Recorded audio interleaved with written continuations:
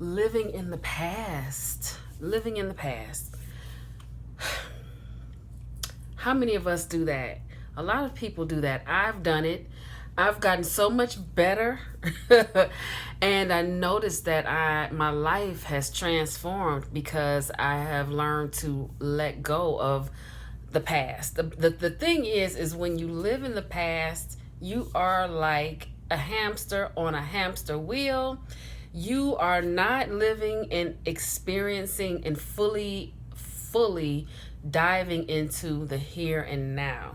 So if you want to change anything about your life, your circumstance, situation, you're not going to be able to do it expeditiously when you're constantly reliving the past. So every time you go, in the days of old, and specifically things that aren't necessarily pleasant. I'm not talking about reminiscing a wonderful thought or some fun you had years ago, or thinking about a loved one that is no longer here with us in a really a great way, like having fond memories, but more about the negativity, the things that we have perceived in our lives as negative, the things that have given us bad experiences in our lives.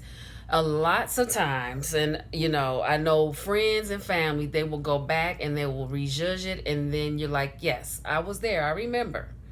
And it is human nature, because as humans, we are conditioned to be negative for some reason. That's just how it is.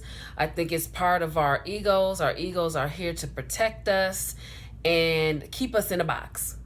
And that's exactly what it does. If we don't wake up, if we just sit there and just allow it, we'll willingly stay in that box, and we'll never realize our full potential. Many of us have we have a feeling of that there is more.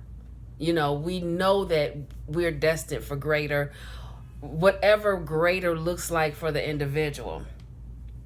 So when you're living in the past, it is really hard for you to like propel forward in an easy fashion.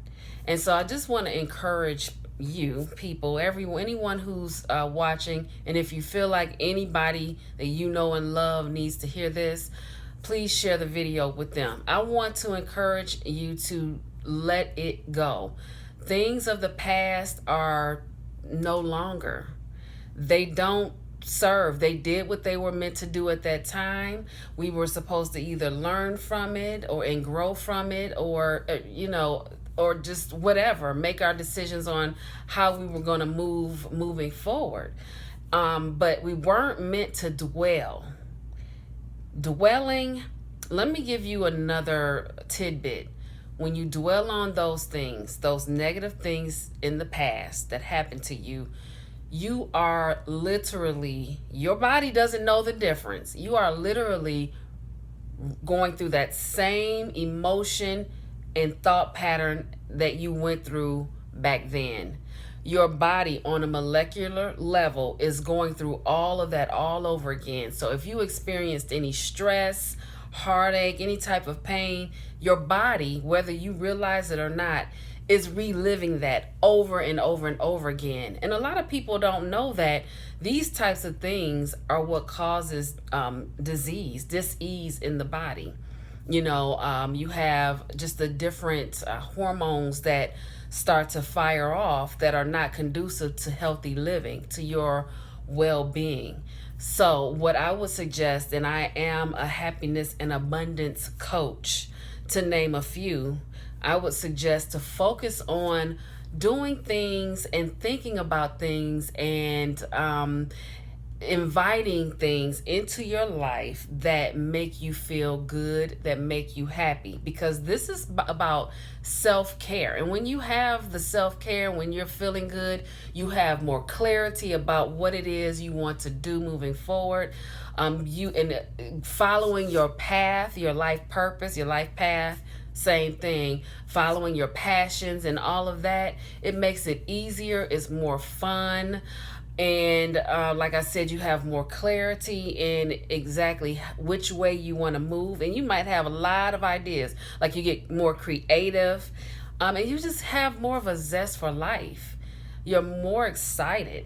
You know, you don't have to be like me. I like to say yay a lot. I'm one of those people. I feel like I'm still a little girl. I think in a past life I may have been part of a circus or a carnival, or I might have been a gypsy. I don't know, but a lot of those types of things resonate with me, and so I'm like, yay! I'm always excited. But if you are someone who is just a little more like laid back and refined, your excitement looks different. As long as you have it is what's important. So, you know, and I'll be coming in doing these sporadic, I wouldn't say sporadic, periodic, let's say, videos, because, you know, I just had this thought and I felt like it was important for me to pop on because of the conversations that I have.